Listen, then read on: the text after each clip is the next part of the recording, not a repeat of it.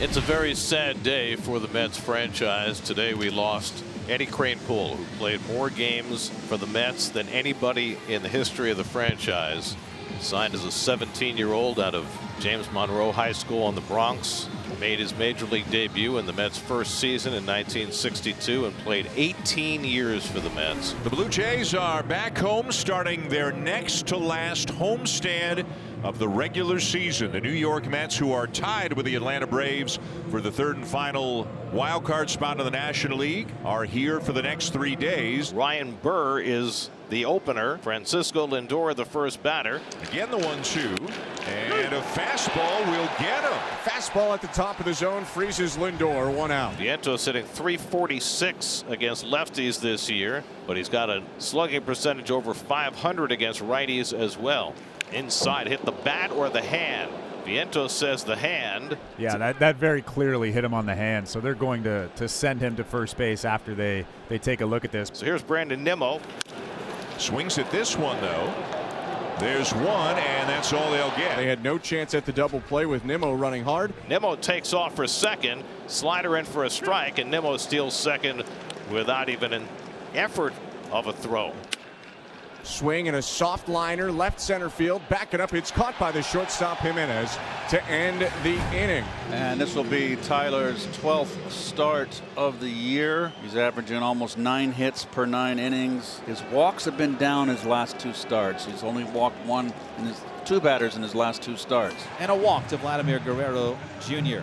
With that, here comes the man of the moment, Spencer Horwitz, who had a huge series in Atlanta, including 3 homers in the last 2 games. Bats now with Guerrero on first. And he rips it into the right field corner. Vladdy is on his way to third and is going to be held there. It's a double for Horwitz. Now 7 for his last 8 with 5 extra base hits. Low ball 4, and they are loaded. So 2 walks in the inning for McGill. Wrapped around the double by Horwitz, and a moment of truth early in this game for Tylor. And Jeremy Hefner is going to go out and talk to him before he faces Alejandro Kirk. Guerrero at third, Horwitz at second, Wagner at first with 2 down. And he hits one back to McGill, who snags it nicely and makes the play to get out of first inning trouble. And we'll go to the second inning. No score, Blue Jays and Mets at Rogers Center. 1 out, here's J.D. Martinez. Swing and a miss, and Burr pumped up as he gets Martinez for the second out. Swing and a miss, strike 3. Ryan Burr punches him out with a slider. How about 2 scoreless, hitless innings for Burr? Luis Frias is the new pitcher. We saw him earlier this year with the Diamondbacks. Frias made 1 appearance against Atlanta in the just completed series, gave up 4 runs in a third of an inning. That'll kill your ERA for a year. He makes quick work, though, of Harrison Bader. Strikes him out on 3 pitches. So Alvarez, a scorcher of a 1-hopper, and he's retired for the second out. And now Lindor up for the second time. Francisco took a call third strike his first time up. Swing and a high fly ball, left center field. Varsho started back now, moves forward and makes the catch to end the inning. 1, 2, 3 for Luis Frias in his Rogers Center debut. That catch means the bases are still empty, and now 2 outs for Vladimir Guerrero Jr., who walked in the first. 2-2 from McGill. And he got him with a slider. So McGill gets the side out in order in the third. He's retired 7 in a row. No score as we play in the fourth. And the 32-year-old lefty Ryan Yarbrough is in as the bulk reliever for the Jays. And Alonso takes it high, ball 4, so Pete is aboard. Well, the Mets have just their second base runner, and now Jose Iglesias, who flied out to center his first time up. And it nailed him on the back. And that's a couple of free base runners from Ryan Yarbrough. And the Mets have 2 on for J.D. Martinez. Runners get set to go. 3-2 to Martinez.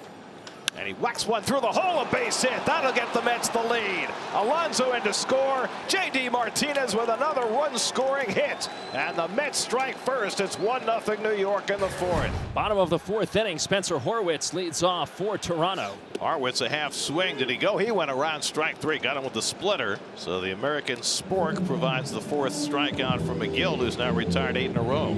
And Wagner takes strike 3 call. Fastball got him looking.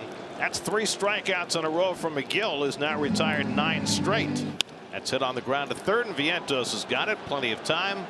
Side retired. 10 straight retired by McGill. Puts up a 0 after getting the lead. So Alvarez draws a 1-out walk. Second walk given up by Yarbrough. They have 2 walks. They've been hit by a pitch twice. They only have 1 hit. 0-2.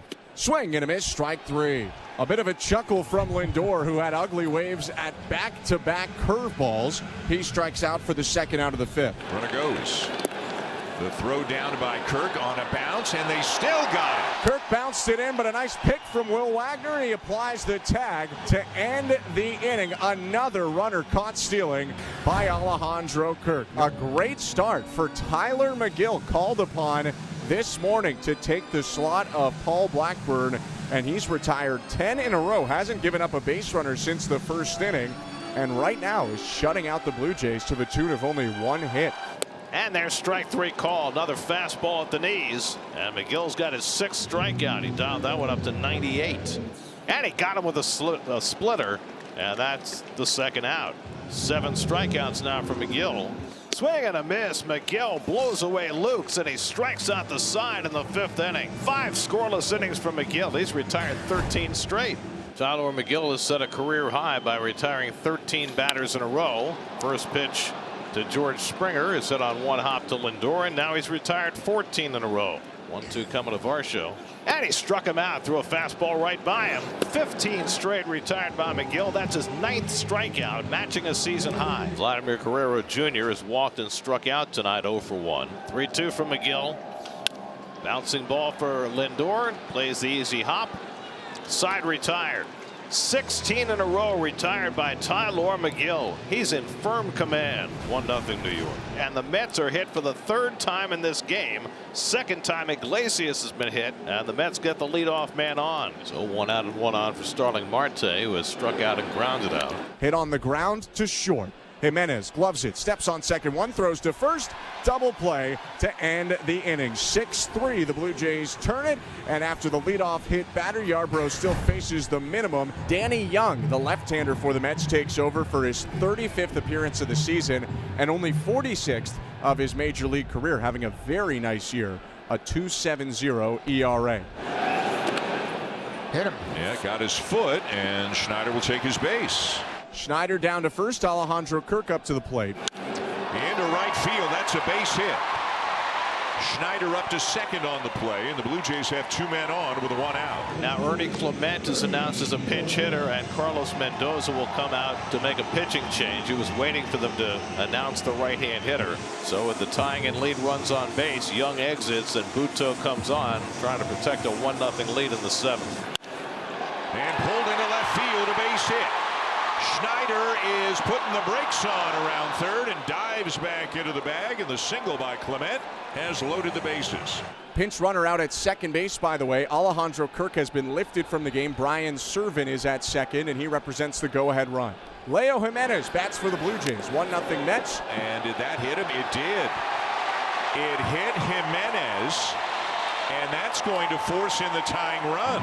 Just enough for an RBI and then tied the game up. That's beautiful. There are 4 total hits in this game. More guys have been hit by pitches than have come up with base hits. Bases still loaded for the Blue Jays. 1 out. Now 1-1 game. Nathan Lucas up. And he's hit it high in the air to left. Servin tagging. The catch made by Nimmo. Servin on his way to the plate, and he is in there. The go-ahead run scores on the sac fly. 2-1 Blue Jays. Tommy Nance is on to pitch, and Jesse Winker will bat for Harrison Bader, leading off in the 8th.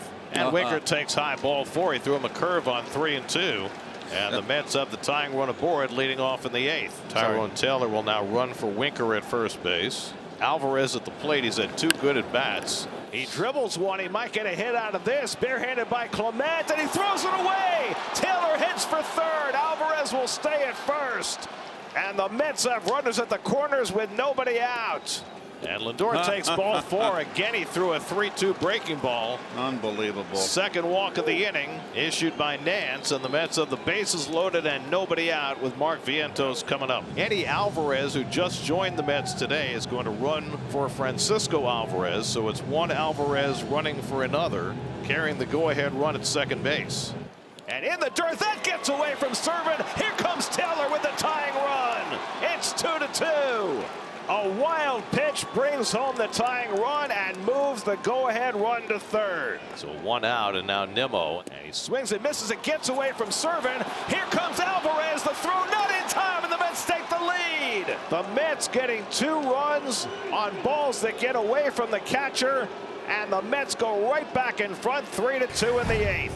Edwin Diaz has thrown 6 consecutive scoreless innings since the 2 home runs he allowed on the last road trip.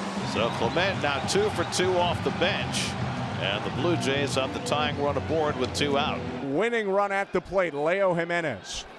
Fly ball right field. Back goes Marte right to the fence to make the catch, and the Mets hang on to win it. And the Mets win a 1-run decision in the first game of the road trip as they beat the Jays 3-2. Great pitching by Tyler McGill. Diaz gets the save. The Mets did just enough. They win with only 3 hits, and they move a game in front of Atlanta for the 3rd wild card by that much. And you can exhale, Met fans.